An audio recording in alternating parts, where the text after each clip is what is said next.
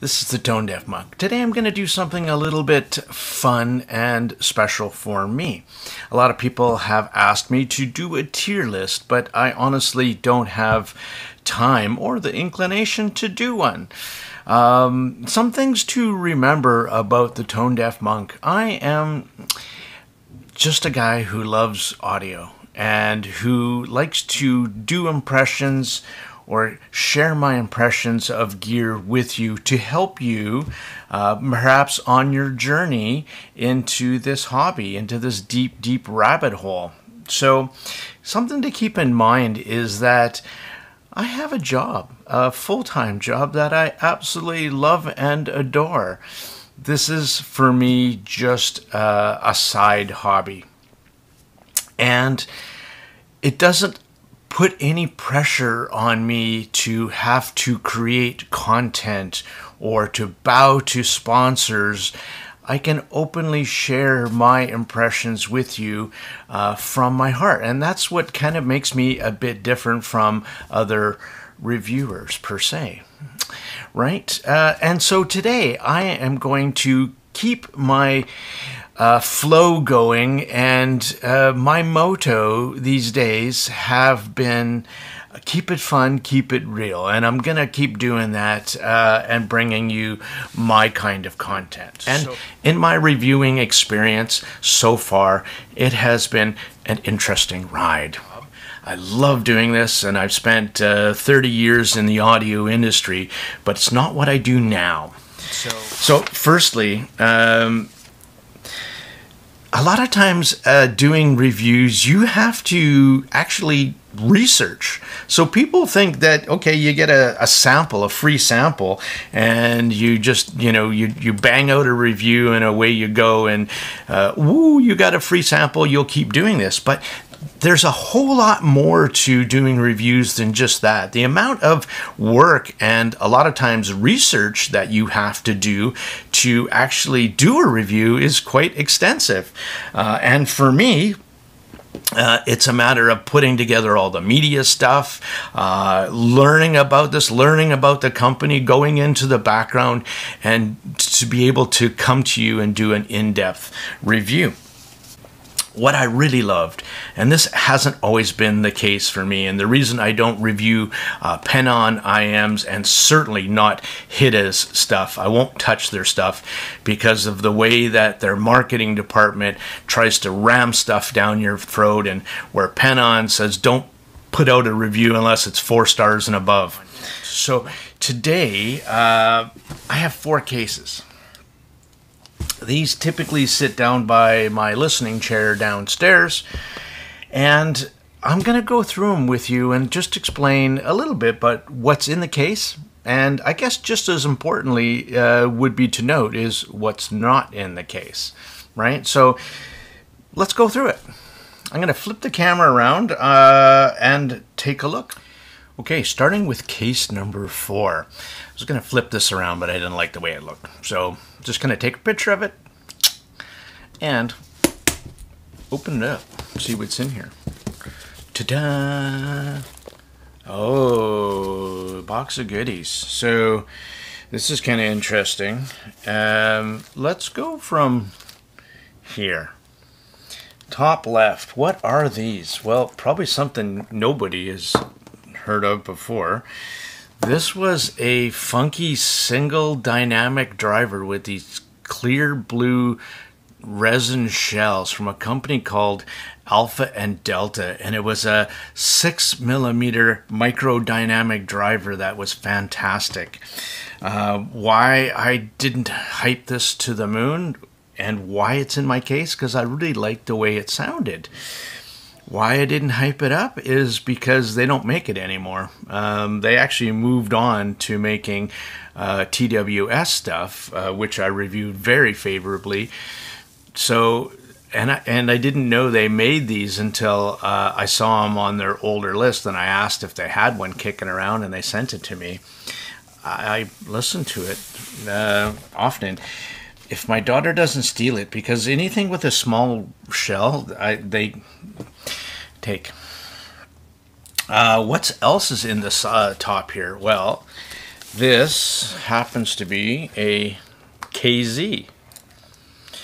The Caster Blaster, as I called it, or the Caster Black, which wasn't black, it was really kind of gunmetal gray. And you'll notice that the cables that I use. So talking about cables in my videos is kind of fun. Sometimes I don't remember the name of these or where I got them from. I bought so many cables. If my wife found out how much money I spent on cables, there'd be a castration. I really love, as a bass blaster, I still think it can't be beat. Yeah, the fat frequencies that I tried, I don't own any, are truly amazing. It really, honestly, can't be beat for a bass IM, right? Soft Ears Twilight, why is it sitting in case number 4? Well, I really, really do love these IMs. A lot of this, what's in this case, is more of my comparison reference stuff, right? So I use the Twilight for, well, it's a phenomenal single dynamic driver, but I use it for tonality, for checking correct vocals, and just overall instrument timbre, and to making sure that if what I think is, because I think they're very, very accurate for that. Here's another one you've probably never seen before. This is called it was made by a Chinese tuner that's very well known in China, but not so much outside of it. And these were called the Thor Molyneux Mark II. Single dynamic, fun-shaped V bassy. Very awesome set I still love. In this area right here, there is my SimGod EA500 LMs. It's the only SimGod in all of these cases, just so you know.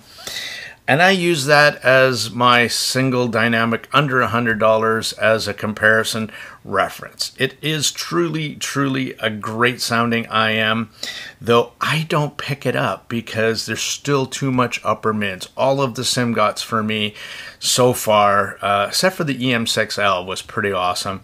And also in here are plain R's. So the two that I used, there's a nice HCK F1 Pro, there's a Tin Hi-Fi, the latest one I just reviewed, the Doo-Doo, and the Letsure S08. I think those are the best of the best plain R's I have tried and that I use as a comparison. Lastly, in this case is a set of Oravetti's. OD 200s. Again, I really, really like this IM. I think it is standout, shell shape, comfort, design, build, very nice, kind of warm, smooth, a little bit more on the bassy side, and it kind of aligns with my preferences quite a lot. That was case number 4. Moving on to, it's like a countdown, eh? Countdown of bonbon goodies. Case number 3. Oh, it's an interesting case. The NF Audio NE4s. I just did a review for these. These are these modular ones with the faceplate that can be swapped out. I think it's very cool. I think like a whole baggie of different faceplates, which is the crossover. I think this set is going to go a long way. I think maybe one of the things would hold it back is its price. I mean, it's $750 US, so it's not a cheap IM, but with the ability to really sculpt and change its tunings, it's using 4 quality Knowles BAs, and you can go a long, long way with that. What else is in here? Spot number 2, RT. Oh, RT-R1. Now, this was a sub-brand. Volk Choi is the mother company that also makes Let Sure. So this was kind of a bit of a spin-off, and they were always designed to be less expensive sub drivers. Not that they're sub quality, they're actually all pretty good. The R1, in my opinion, was by far the best. Really balanced, great sounding, nice shell shape, truly still a worthy IM. And as you can see, kind of I'm pairing it with what I think is funky stuff. And this was a Pula cable that I'm not even sure if it actually came out to the market. Really great sounding and lovely. And typically when I find stuff and I pair it to something and it really works well, it kind of stays there typically. And then I buy a second cable.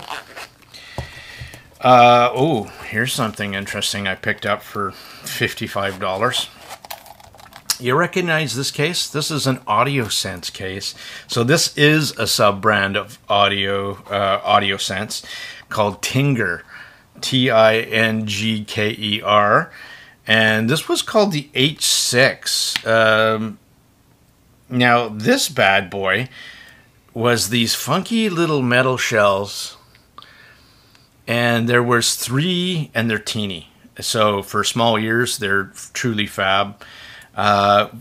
Shocking how good you can do 3 balanced armatures, and I really like the sound of this set. And I was blown away in the fact that I paid, you know, it was $68 Canadian, so it was like $50 US.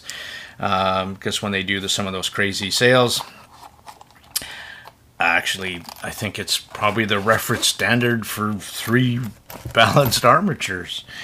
Next up, in case number 3, is SoundRhyme DTE 900s on a nice 8CK Dragon scale cable. It's kind of interesting. These are very kind of mid-forward IMs. I love the fast bass response.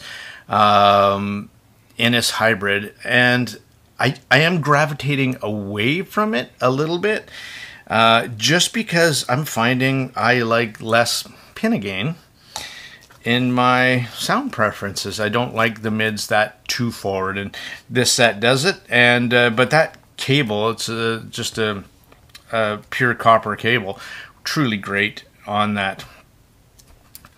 A couple bangers that I really love still, and they're in case, they made it to case number 3, which for me, that's saying still quite a lot. This is the Meyer Audio Sleevo, which has no meaning, so don't look into it. SL41 Mark II. And I really like, and I find that I am very engaging. Kind of funny that it's sitting on a, what is it, a Canera cable that just happens to go really nice with it as well. Pula PA02. I could have stuck the Meyer Audio D41 in here, and this is also running off of another very funky Pula cable.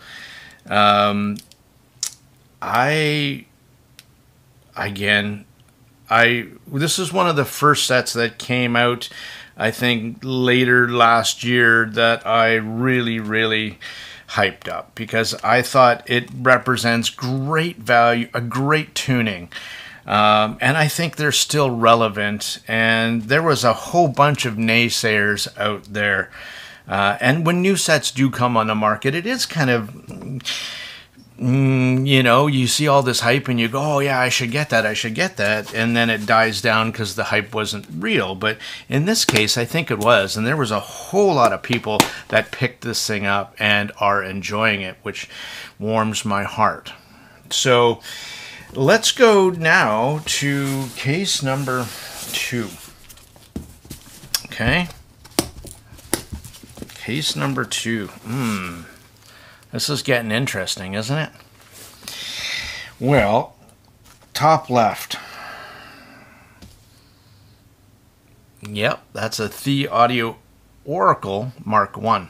You can still buy it was better than the Mark II, and as you just maybe didn't realize, that the Mark III had come out, but nobody's talking about it. I love Mark I. Again, hits my curves, bassy, warm, smooth, detailed, lush mids. I just gravitate to that for me. Oh, there happens to be a pen-on in here. The only pen-on that I've kept. I did have a falling out with pen-on, so you won't be seeing me doing any more pen-on reviews, and hopefully maybe ISN will come directly to me, or Tanzio Murai, because I was told from the higher-ups on pen-on that they don't want to see any reviews less than 4 stars, and that just doesn't align with my values at all. So I'm pretty vocal about that, because when you see lots of reviews about certain things, I think it's honestly quite hard to trust. So what is this? Jesus, I forgot to tell you.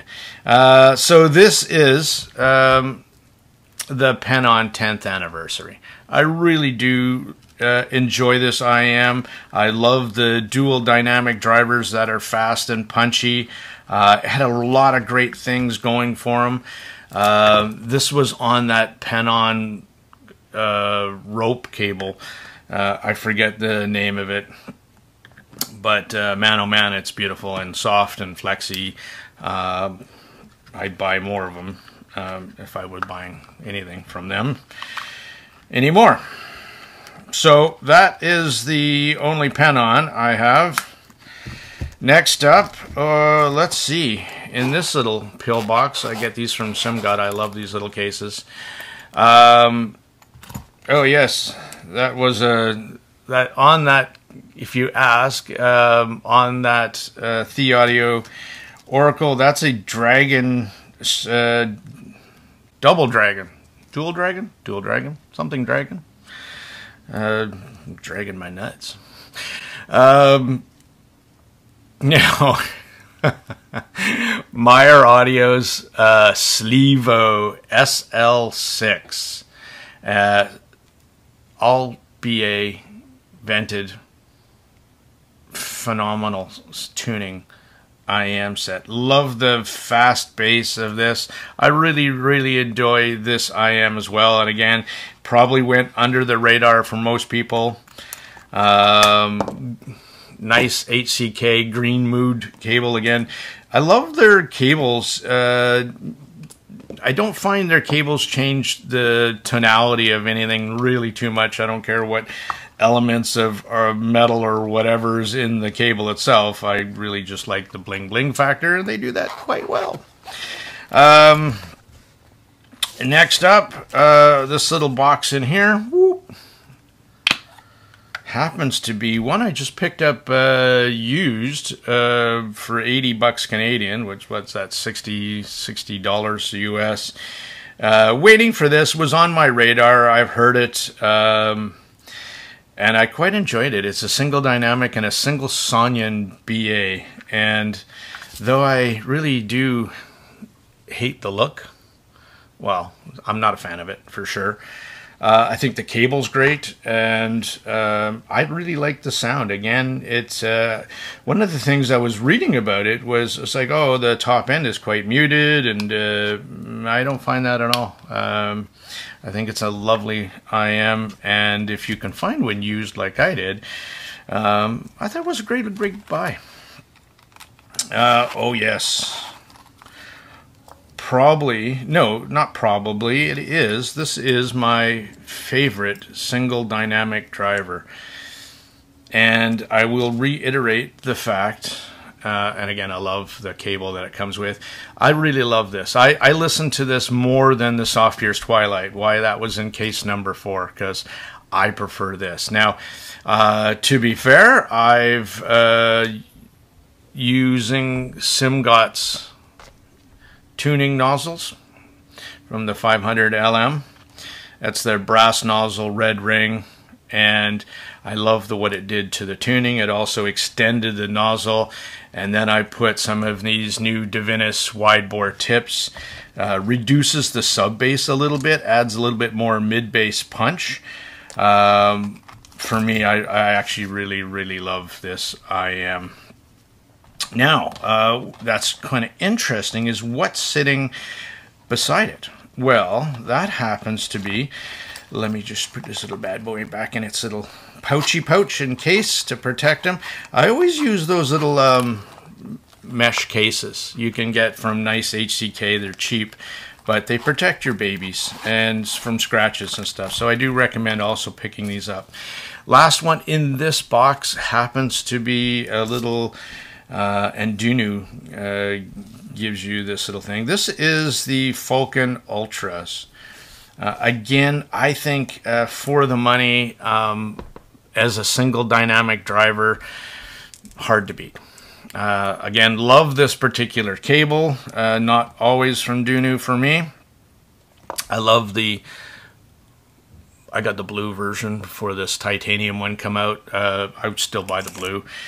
And using these pen-on lacquer tips, which I'd hate to admit, that sound fantastic. Though he got upset with me too for posting a bad review about ear tips, because mine came full of hair and dirty. I had a right. You want to get upset about me about doing a bad ear tip review? It's on you. That was case number 2. Let's move to case number 1. Fine. Door number 1. I wish I had Vanna White here. Ooh. Look at this case. Some of you can recognize something right off the bat. Well, Dita Audio Project M. I love bassy. I love warm. I don't think this is either, but it's so damn good. It is such a well-tuned IM. It has amazing, crazy stage. Still using the stock cable. Why? And they're so beautiful. Absolutely stunners. Stock cable is fantastic. I just haven't found anything better or blingier that I wanted to switch to. So really love the sound of this one too. Project M gets lots of great reviews. For me, I'm trouble sensitive, so I don't like things that are overly bright. It works for me, right? I wish Shandling would sell more of these cases. I'd buy a dozen. These are fantastic little thin leathery cases. Inside of this happens to be a set of IMs. Again, I think they're on the market, gone really under the radar. I think they're about $320. They got this kind of industrial groove top. And, I mean, they did everything so well on this set. It has replaceable nozzles for different tunings. I was worried about their shell shape and stuff like that, but quite honestly, one of these things fit me fantastic, and they're super comfy. They do have like a longer nozzle that does help get deep insertion. Again, I'm using some pen-on ear tips here, stock cable, but again, fitment and everything on this set was, you know, so very comfy and stuff. Not only again, this set was again really well balanced. Does use 2/6. The bass on this set's really unique. That's why I kind of love it. I'm gonna spend a little bit more time talking about this case. This is this is the case that I pick up if I want to listen to just listen. I just want to enjoy. And this is the case that I go to. So, and it depends on my mood that I'm listening to for sure. So this set uses 2 6mm biodynamic drivers, and those biodynamic drivers are subwoofer-like. They really do pull down low and have a quite unique sound to them, and yet remain very fast and speedy, I guess because of the size, the smaller size. But a truly standout set, and I really enjoy this set quite a lot. Another Oravetti. Listening to these last night, here I'm using that limpid cable that comes with the Meyer Audio stuff. This is the Oravetti OH700 VB with a little, I don't, if you haven't seen it, it's got this strange little tuning switch on the top, and you flick it and it gives a little bit more sub bass. But I just really enjoy the tuning of this and how balanced it is. It's nothing too boosted about it, even though the sub bass, but I don't listen to songs with like organ pipe music or something that has 30 hertz sub bass in great quantities. Like, you know, that's not the genres that I listen to. Comfortable, beautiful, well made. For me, it's a pickup a lot set. Jazzir Butterfly. Absolutely think they're stunners. Oh, you'd recognize that cable. Love those limpid cables. They're $35 cables. They're or Canadian, so they're probably like $28 US. Fabulous. I love the shell shape. I love the look. I love the design. More importantly, with these, again, Divinis wide-bore tips, I find the bass is very articulate, very fast, very punchy. Love that mid-bass slam quite a lot. I find the set very balanced. It has good extension on the top end. You know, for $200, I still think it absolutely cannot be beat in a hybrid. You know, it's a 1DD 6BA, truly amazing set. 6BA? Yeah, I think so. Last two, Binary Acoustics. Yeah, I'm keeping it in its Palanquin case. I just did the review on this. 3 dynamic drivers and a wool kind of filter system. They call it a passive radiator over top of the bass. The driver makes some unique bass. Still, it has a very unique bass. That's what I'm going to say about it. It does sound more subwoofer-y like, but it still has some speed and punch to it on certain songs. It's, again, quite unique. The mid-range is what got me really on this. I think the overall tonality of vocals are just, I just love the way it renders vocals in a dynamic driver. Pretty amazing. Here I was using the Osla Crystal, yep, Osla Crystal tips. Super grippy, and again, I change tips, depends on what I am, and that's a great way. So let's talk about last set. My number one still favorite set is the Zenz Mangert Up. I actually have 2 sets of these. That's the stock, and then I have another set that I bought used that somebody did these kind of pearl faceplates. Now, why do I have it mixed and matched? Well, Zenz, unfortunately, were famous for their driver failure, and yeah, I got hit too. I sent these out on tour, and one came back with a whole bunch of channel imbalance. So I now keep them in the case, and I keep a couple silica packets to dry them out, because I hear the issue with the Zen stuff is that the drivers somehow, whatever driver technology they're using, is susceptible to moisture. And I do live in a temperate rainforest in Vancouver, so I am pretty cautious. So that's what's in case number 1. my go-tos, my 6 go-tos: the Jazzier 61T Butterfly, the Oravetti OH700VB, the Zenz Mangered Up, the Binary Acoustics Dynaquattro, the Dita Audio Project M, and the Shanling ME600s.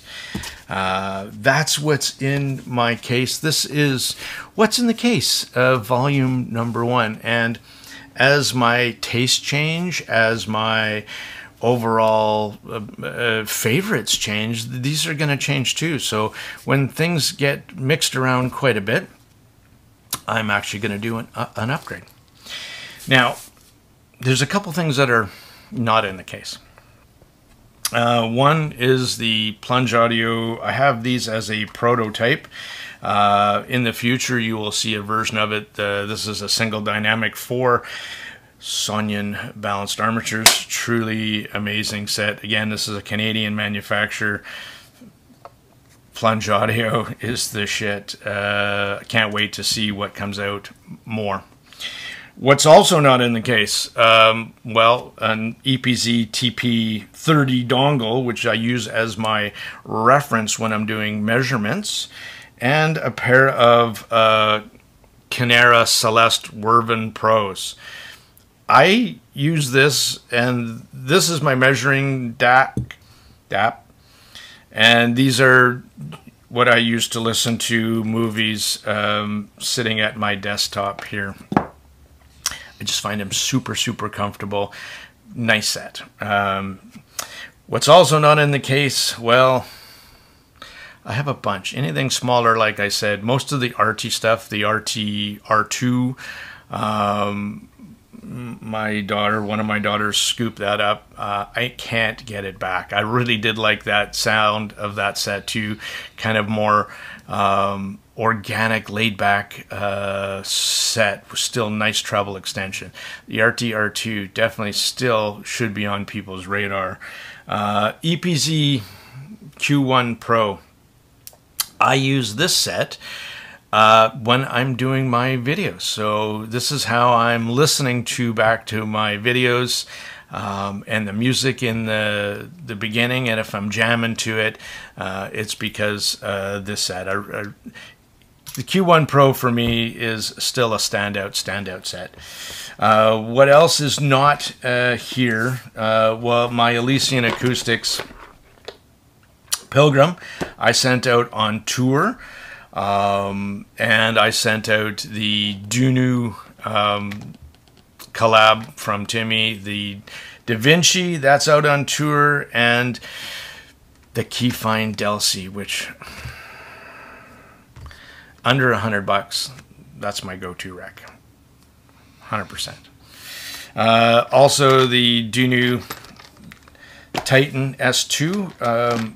My other daughter stole that one as well. Great sounding set, but again, it was the shell shape, bling factor, all that kind of stuff, why it went away. And I guess lastly, what else is here is a set of few FH5S. Because they were MMCX, they were perfectly mounted to my Hibby WU1, yeah, wireless Bluetooth dongle, and that's my gym set. Fantastic. I really love this little Bluetooth dongle, and just happened to be paired with these fuse. They're working great for me at the gym, constantly paired. So that's what made it in the case and or around me. And of course, behind me, you see tons of boxes for different IMs. Well, they didn't make it. So either they didn't make the cut, right? Like the last two SimGots. I just don't find them engaging. The Explorer 3, okay, that's just not for me. And so it also speaks volumes to what's not in the cases. And I still have, and I use those for references, right? If somebody wants to know how this compares to that, well, I prefer if you just watch the video, but there you go. This is the Tone Deaf Monk. I had just wanted to do this fun one today for you. No edits, and straight off the cuff. I got a lot of stuff in the works I'm working on, and I'm just taking my time with it. So I love you guys so much, and thank you for all the support and the likes. Greatly appreciated. Channel's growing big time, and it's all because of you guys. So very much from the bottom of my heart, I thank you. So out for now.